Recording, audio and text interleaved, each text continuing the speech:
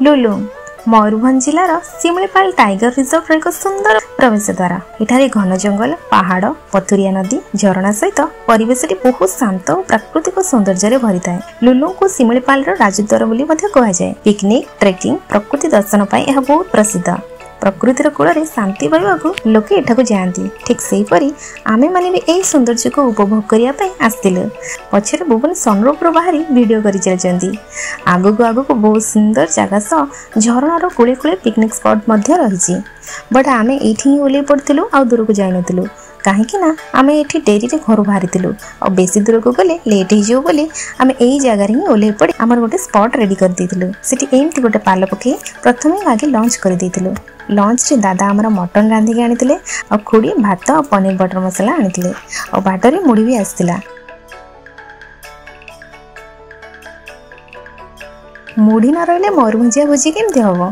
पार्श्व झरणार स्रोत सह आम एंजॉय करूँ आमर बनभोजी।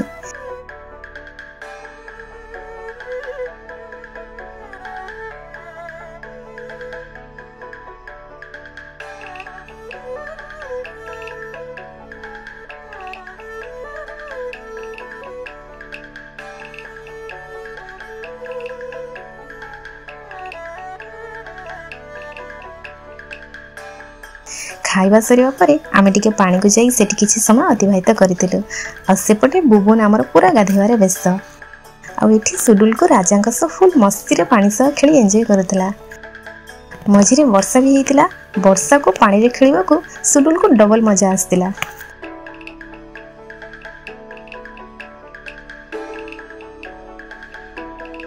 तापरे दादा भी गाधेया को जाइतिले। सेपटे दादा पुत्रा आ एपटे आमे माने।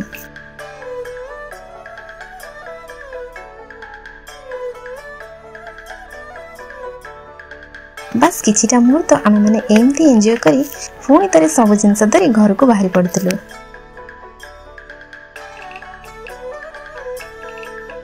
एठी शीत दिन बहुत भीड़ हुए। आगरे आगरे झरणार आहुरी निकटतर हेले आहुरी सुंदर लागिवो।